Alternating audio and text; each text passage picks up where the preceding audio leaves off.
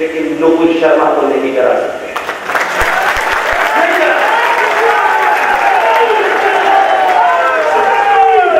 ये घटनाएं उदयपुर में हो या अमरावती में हो, इन घटनाओं के पीछे वेल थॉट एक गहरी सोच के साथ है। जब आप छुपाना चाहते हैं और आपको लगता है कि छुपाने से काम नहीं चल रहा, हर चौराहे हमारी पोल खोली जा रही है, तो आपका वो पाखंड जब बाहर आता है तो आप हत्या करके लोगों को डराना चाहते हैं। कश्मीर में कश्मीरी हिंदू पंडित जिसने आज तक कभी जोर से कोई गाली तक नहीं की थी, तब भी तो आपने मस्जिद का इस्तेमाल करके, कुरान का इस्तेमाल करके, आयतों का इस्तेमाल करके पूजा पद्धति के कारण उन हिंदू सनातनी पंडितों की हत्या की। लेकिन ये अफसोस है, हमारे यहां प्रवचन बांटने वालों का 5-5 घंटे का प्रवचन सुन लीजिए, सुबह से लेकर शाम तक सुन लीजिए। आज तक आप इसी भारत में, ये जम्मू कश्मीर इसी भारत का हिस्सा है, आज आप 1990 की घटना को घर तक नहीं पहुंचा पाए, देश भर में पता नहीं चला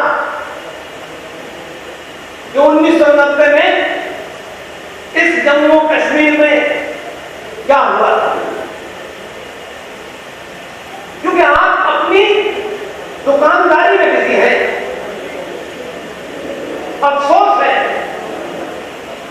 कि संचार क्रांति के दौर में एक आदमी को फिल्म बनानी पड़ी और तब इस देश में दुनिया को पता चला कि कश्मीर में एक मजहब के नाम पे यह कहा जाता है Islam is the religion of peace. वो ईमानदार है, उन्होंने कहा Islam is the religion of peace. Spelling आपने गलत समझी, उन्होंने छुपाया नहीं, कभी नहीं छुपाया। आपको दोस्ती रखनी है, 4 आने की दुकानदारी रखनी है, 10 पैसे का बिजनेस रखना है, कुछ पार्टियों से मिलकर 4 वोट मिल जाएंगे। आप इस बीमारी के कारण, दुनिया में एकमात्र समाज है जिसका हजारों साल से इतिहास आगे देख लीजिए, उन्होंने कभी तलवार उठा करके किसी की गर्दन पे नहीं रखी, हमारा मत पढ़ो नहीं तो हम तुम्हें कत्ल करें। हमारे यहां तो अनेक लोग आए, यहां पर रह रहे, लेकिन हम उस डिस्कोर्स को आगे नहीं बढ़ाते। इसलिए इस देश में कुछ भी लोग कहते हैं, ये समाज पिछले कम से कम 70 सालों से चाटुकार और दलालों को चुनता है। इस समाज का कभी रोल मॉडल बहादुर नहीं हुआ, क्योंकि बहादुर साफ साफ बात करता है, चापलूसी की बात नहीं।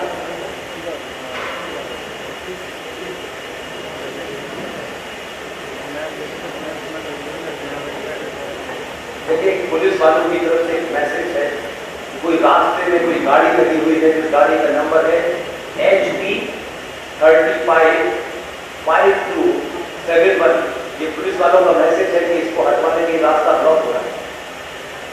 HP 355271।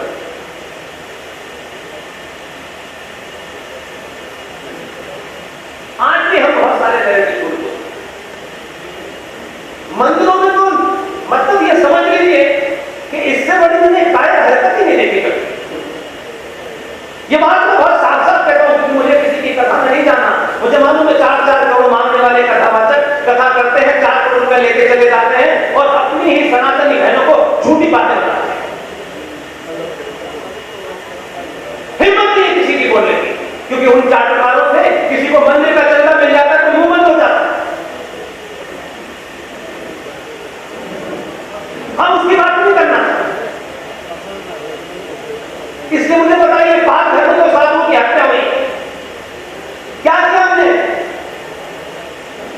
मरे हुए समाज की निशानी है।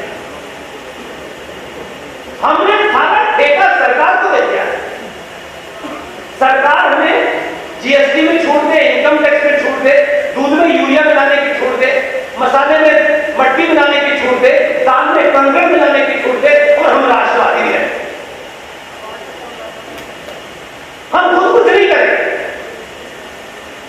दुनिया में जितने भी जिंदा समाज हैं, जितने भी राष्ट्र हैं जहां राष्ट्र की कल्पना है, मैं आज भी मानता हूं और यही यकीन है मेरा कि कर्नल आर.एस. सिंह साहब, सुशील पंडित और इन लोगों के कहने से 7-8 साल पहले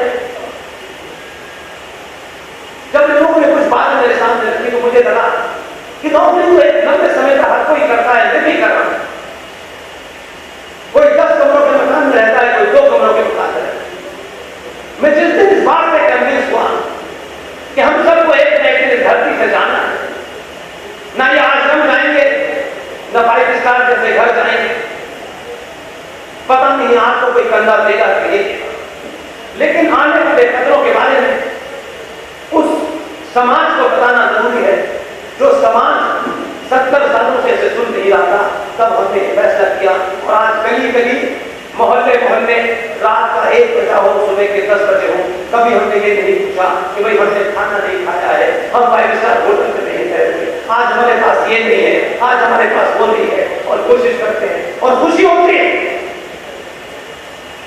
कि अखनूर और जम्मू के बीच में जब विशाल गुप्ता जी आपके शहर का बेटा जब हम लोगों को लेके आ रहा था तो अंदाजा नहीं था कि सड़क इतनी खराब हो, लेकिन हमने कहा नहीं बनी, जाना है। अगर वहां 10 लोग भी बैठे हैं तो पूरी ताकत के साथ उनके सामने बात। इसलिए फिर देख करके नेताजी की बोली बदलती है, हमारी नहीं बदले। जिस दिन भारतीय सनातनी समाज ये तय कर लेगा कि सरकार से मैं नहीं हूं, सरकार से समाज नहीं है, समाज से सरकार है, आत्मा।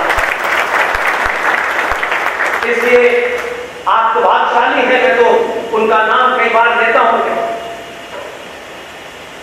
लेकिन उनका मैंने सुना है कि जहां भगवान परशुराम का मंदिर भी है, उनसे ही प्रेरणा ले लेते यार। उनके पास सिवाय फरसे के मैंने कुछ नहीं देखा, तो परशुराम फरसे से घास काटने के लिए रखा था क्या?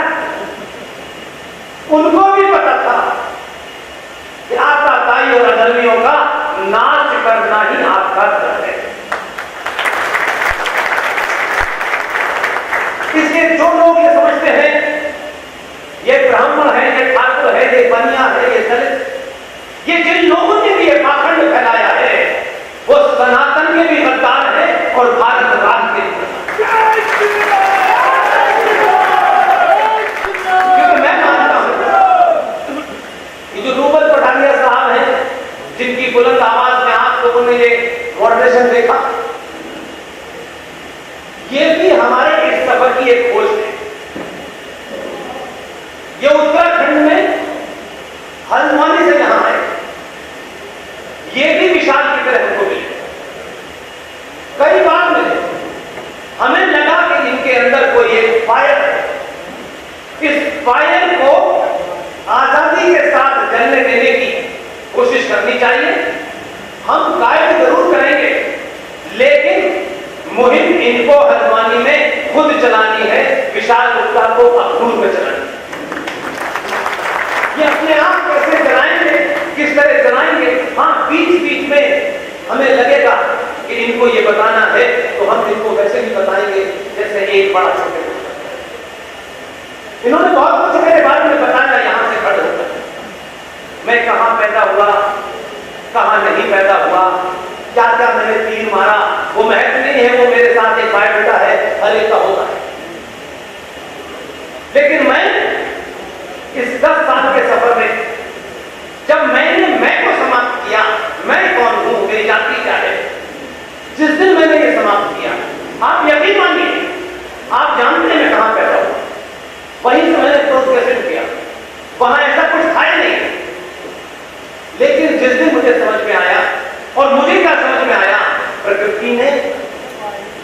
मुझे ये काम सौंपा है। मैं इसको कितनी ईमानदारी से कर सकता हूं, किसी ताकत पे लगा रहता हूं ताकि मेरा पैर ना फिसले और मैं जो भी कर रहा हूं पूरे कन्विक्शन के साथ करूं। इससे मेरी जाति क्या है, बैठने वालों की जाति क्या है, यहां कौन बैठा है, आपकी शक्ल देख करके मेरा आर्गुमेंट नहीं बदलने वाला। दो बैठे हैं, दो पार्टी के जो नेता बैठे होते हैं, लोगों की भाषा में जाती है कि नेताजी नाराज ना हो जाए, कल नाराज होते हो अभी हो जाए, अभी हो जाए। नेता राज नहीं है,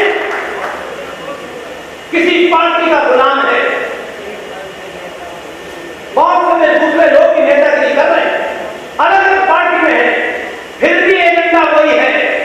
वो चाहे आपके अंदर रहे उसके अंदर रहे, अगर यहां ठीक है तो किसी पार्टी के अंदर भी हो एजेंडा एक ही होता है। आप तो पार्टी के गुलाम हो जाते हैं, आप तो भगवान राम को गाली देने लगते हैं, मां सीता के चरित्र पर सवाल उठाते हैं, क्योंकि आप एक लालची और कायर आदमी होते हैं जो चंद पैसों के लिए बिक जाते हैं। इससे मेरी जानकारी जितनी है, मैं जिन चीजों को पब्लिक में रखता हूं, क्योंकि परशुराम का मंदिर जब मुझे बताया गया तो मैंने कहा मुझे जम्मू में ये बात इसलिए कहनी है कि अगर 2022 के भारत में अभी ये जो क्षण है, ये जो लम्हा है, ये जो मूवमेंट है, अगर आपने इस लम्हे को, इस क्षण को जाति के कारण, इसके कारण, उसके कारण, मेरा तेरा, ये अगर इसको मिस कर दिया, कई सौ साल तक आपकी संतानें आपको माफ नहीं करेंगी और आपको ये अफसोस होगा, ये पश्चाताप होगा कि जब हमको अपनी भूमिका निभाने का मौका मिला था तब भी हमारे बिजनेस में रहमान भाई से 10 पैसे का फायदा हो रहा है तो रहमान भाई की जातियों को सुनते रहो। रहमान भाई से सीधे सीधे तो टूट शब्दों में बात न करो। माफ कीजिएगा, ऐसे लोग शारीरिक तौर पर जिंदा रहते हैं, मुझे कम से कम ऐसे जिंदा होने में कोई शौक नहीं है। मैं चाहता हूं मेरे बारे में जिसको जो राय बनानी हो बनाए, मुझे किसी की राय की चिंता नहीं है, चाहे तो दुनिया का सबसे बड़ा नेता हो या सड़क पे चलने वाला एक आदमी हो। मैं चाहता हूं कि मेरी एक्शन में लोग ये कहें कि ये जो बोला था वो सच हो। इस तरह से किसको नफा और नुकसान होगा इसकी चिंता मुझे करनी नहीं है, क्योंकि मेरे मूल में राष्ट्र है, न मैं किसी संगठन का सदस्य हूं, न किसी पार्टी में जाने का पूरा ख्याल नहीं है। मैं मानता हूं कि पार्टी, संगठन और देश और राष्ट्र के बीच में कुछ चुनना हो तो जिस दिन आप राष्ट्र को चुनेंगे, ये तीनों लोग, ये तीनों चीजें आपकी चौखट पर नाम रखें। सनातनी हिंदू जिस दिन अपनी उस शक्ति को जान जाएगा, ये गली गली, मोहल्ले मोहल्ले, करोड़ों की तादाद में साधु संत जिस दिन आपको ये बोध करा देंगे कि आपकी शक्ति है कहां, आप शक्ति नेताजी के घर में ढूंढ रहे हैं, आप शक्ति महबूबा की चप्पलें उठा के ढूंढ रहे हैं, आपका मुबंद इसलिए है कि आपको कोई पदारत मिल जाएगी। ये पदारत आपके जीवन में 2 कमरे से 4 कमरे का मकान कर देगी, लेकिन राष्ट्र आपको कभी याद नहीं करेगा। इसके आज से कई साल पहले भी 47 में, 48 में, 46 में आपके बीच में बहादुर थे, पुरुषार्थी थे, लेकिन आपने उनको नहीं अपना हीरो माना। आपने एक कायर आदमी की अपना हीरो बना लिया और उसका नुकसान क्या हुआ, क्योंकि आपको जब आवाज उठानी थी, जब चिल्लाना था, तब आपने कहा हमें क्या करना है। वो चले गए, अब ये आ गए, कोई आ जाए, हमारी जिंदगी में क्या फर्क पड़ने वाला है। आपने उस वक्त नहीं सवाल उठाया और 70 सालों तक इस देश में कायर इसलिए समाज में जब भी कोई बहादुर पैदा होता है, ये कायरों की भीड़ उस बहादुर को कमजोर करके बैठा देती है, क्योंकि उन्हें लगता है कि ये तो बहादुर है और हमें बहादुर बनना पड़ा तो हमारे कितनों से रिश्ते खराब हो जाएंगे, कुछ बिजनेस में नुकसान हो जाएगा, कुछ हमारे बच्चे को नुकसान हो जाएगा। राष्ट्रों के जीवन में और मनुष्य के जीवन में भी एक समय होता है। मनुष्य 50 साल, 60 साल, 70 साल जीता है। ऐसा नहीं कि मनुष्य कभी मरेगा, ऐसे ही राष्ट्र का भी जीवन होता है। आपका पराभव होता है, फिर आपका गिरना चाहिए। लेकिन जिंदा में हमेशा इस बात की चिंता करती है कि हमको जो आज ताकत मिली वो इतनी सी हो, इतनी बड़ी। जिस दिन राजा रात को सोने से पहले ये सोचता कि आज रात इस राष्ट्र के लिए मुझे वो फैसले लेने हैं जिससे ये राष्ट्र सदियों तक सुरक्षित रहे। पता नहीं सुबह में उठूंगा या नहीं उठूंगा, वही राजा जी है। ये तो दीवान की है, खासतौर से मैं जम्मू कश्मीर को फोकस करके कह रहा हूं। मैं कभी कभी उसका नाम लेना नहीं चाहता, वो इतना महत्वपूर्ण व्यक्ति नहीं है, लेकिन हर आदमी के चरित्र के अंदर अगर कोई चीज है तो उसको जरूर एप्रिशिएट करें। वो गलत ही हो, उसके अपने एजेंडे के हिसाब से ठीक है, मेरे एजेंडे के हिसाब से हो सकता है गलत हो, लेकिन उसको हम ये तो सोचना चाहिए कि ये अपने एजेंडे के प्रति कितना कमिटेड। वो एजेंडा गलत हुआ, गलत था। आपकी असेंबली में जब भी आपकी असेंबली चलती थी, एक पतला सा आदमी, उसके मेरी कभी दिल्ली में कम और पाकिस्तान में ज्यादा बड़ा था, तो टिपिकल एक पजामा कुर्ता होता है, पतला दूसरा, और आपकी असेंबली में इंडिपेंडेंट एमएलए, मैं देखता था आप उसको याद नहीं करते, किसी की चिंता करे बगैर जो उसको सच लगता था, रोज टेलीविजन पे देखता था कि असेंबली के बाहर खड़ा होकर के उसको धक्के मार के निकाला जा रहा है, तब भी वो अपनी रोज बात कहता, उस असेंबली में अपनी बात कहता था, कोई सुने या न सुने। उसको इस बात की चिंता, वो भी दलाली कर सकता था, अपनी एमएलएशिप बेचकर कोई वजारत दे देता, कुछ अच्छे घर में रहता, लेकिन उसका कन्विक्शन। लेकिन मैंने तो ऐसे ऐसे लोग देखे हैं, यकीन मानिए मैं नहीं जानता था कि जहां जिस धरती पे, जिस कश्यप ऋषि की इस भूमि पर पंचतंत्र की कहानियां लिखी गई हो, सनातन के सारे ग्रंथ लिखे गए हो, वहां के लोग इतने कायर हो जाए, इतने डरपोक और लालच हो जाए कि हम अपने भाई के मरने पे रोते भी नहीं है, चिल्लाते भी नहीं है। मरने वाले का रंग देखते हैं, उसकी जाति देखते हैं। इसलिए आज भी मुझे अफसोस है कि दिल्ली तो बदली, लेकिन दिल्ली की मजबूरी है कि जिन दलालों को वो हटाना चाहती है, उन दलालों की सेटिंग यह है कि वो रात के अंधेरे में जाके कहता है जो नबी का नहीं वो हमारा। ये वो फिक्सर है, ये वो दलाल है जो कश्मीर को कश्यप ऋषि की धरती बनने से रोक रहे हैं। इसलिए उनका मुंह कभी इस बात के लिए नहीं खुला कि यहां एक बहुत बड़ा घोटाला है, वोट देने आएंगे, एमएलए बन जाएंगे, ये उनके मुंह से नहीं सुना मैंने कभी। एक घोटाला हुआ, एक सरकार ने एजेंडे के तहत जम्मू कश्मीर की भूमि को एक पावर प्लांट लगाने के लिए कहा कि साहब हम रोशनी एक्ट लाएंगे। ये वो रोशनी लाने की बात कह रहे हैं जो 1400 साल पहले जिनकी बत्ती गुम हो गई, वो रोशनी लाने की बात, जिनके रोशनदान बंद है वो रोशनी की बात कर रहे हैं, लेकिन रोशनी नहीं लानी थी उन्हें। उन्हें इस कश्यप ऋषि की धरती की भूमि हड़पनी,